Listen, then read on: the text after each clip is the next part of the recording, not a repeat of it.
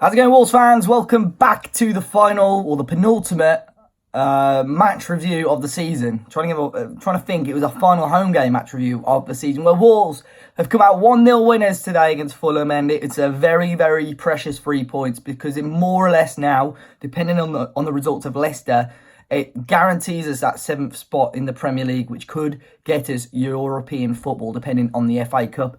But my name's Dave. I'm going to be giving you my thoughts today on the victory and overall what a season it's been for Wolverhampton Wanderers. To be honest, I was one of those people that were quite sceptical. I think I would have been very, very happy with top half. There were people at the start of the season calling for, top 6, top 7 due to the signings that we made. But I thought I'd be quite realistic here. It'd be very, very difficult for a team to come up and achieve that straight away. And what a season it has been. You go through, you have a look at it. In November, we had that run of, was it like 8 or 9 games without picking up wins? Imagine if we picked up 1 or 2 wins there. Started picking up wins against some of the teams in the bottom 6. If we can build on this performance that we've had this season and add those little elements that we're missing, honestly, you could see us breaking towards the top 6. But we've got to have this season as a foundation. We've got to improve on this season. But today's game overall, I thought, was routine. We did what we needed to do. We didn't, for most of the game, didn't offer Fulham much. I thought we started off quite brightly, and it was that man again, Diogo Jota, who was causing the problems, running through the defence. And when you give him any space to run at any player, you know he's going to be dangerous. Early call for a penalty. I couldn't really see it from where I was. Not seeing it back either.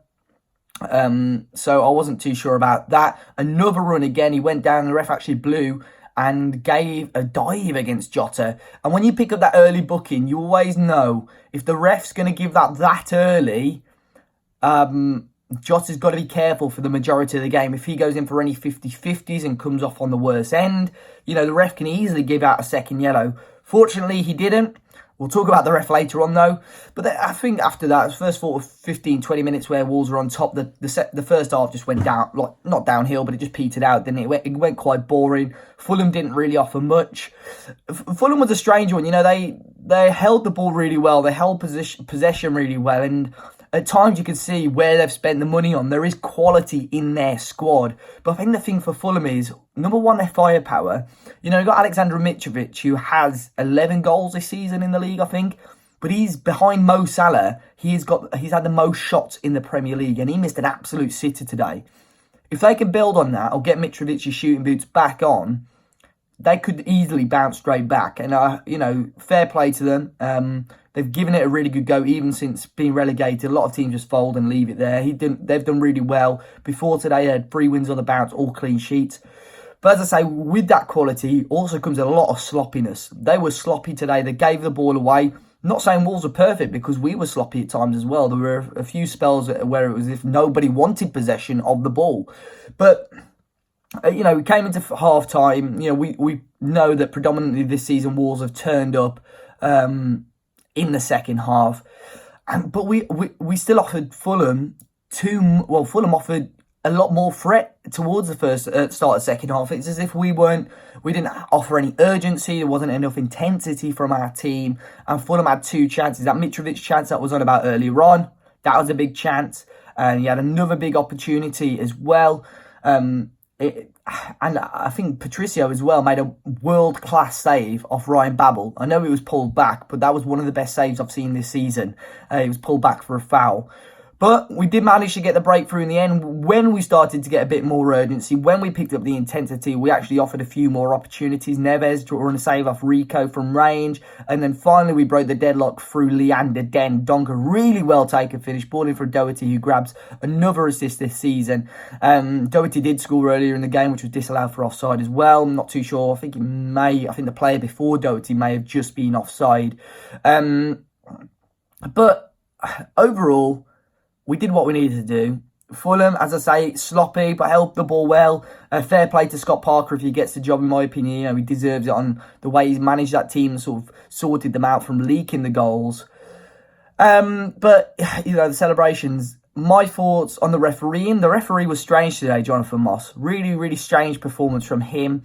Trying to get his authority on the game early on with the Jota incident. But there were just little things where, second half in particular, firstly, Fulham left back, we could see the throw in near to the linesman, probably say about 10 yards from the corner flag. The guys moved 20 yards up the pitch. The referee telling him to move back. The guy doesn't, continues to take another 5 yards, takes the throw in. Okay, fair enough. You see that probably 9 times out of 10 in a football match. But then the ball goes out in the exact same area. We move 5 yards forward and he blows a whistle to tell us to move back. It was strange, that front. And the free kick as well, we take a free kick quickly, stops play to spray a line on the floor. He sprays the line on the floor, we take it again, stops again to spray another line. So, you want this football to be free-flowing and fast, and he wasn't allowing that to happen, to be fair. But in terms of the players, Jota, I thought if he did get a goal, he would have been my man of match today. Unfortunately, he didn't, but he was always a threat, had 2 or 3 big opportunities, and in my opinion, he should have put them away. I think the first one, Rico made a really good save.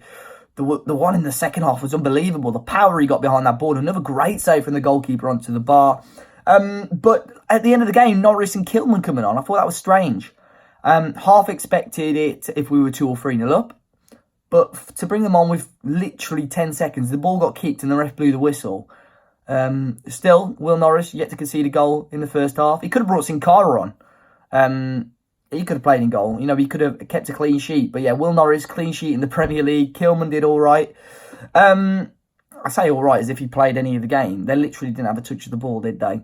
But the celebrations after the game, really, really happy that we got the 3 points because it made that lap of honour and stuff a little bit more special. And it's been a fantastic, fantastic campaign. And I appreciate all the support of you guys from Talking Wolves from day one, really. Been going just over 12 months and it's been beautiful. As I say, though, we're back next week. We've got Liverpool. We still have one more game to go. But Wolves more or less secured 7th place now. Make sure you hit the like button down below, guys. Subscribe to the channel if you haven't already. Leave me your thoughts on the football. We've got the fan cams coming up very soon. And I'll see you all very, very soon.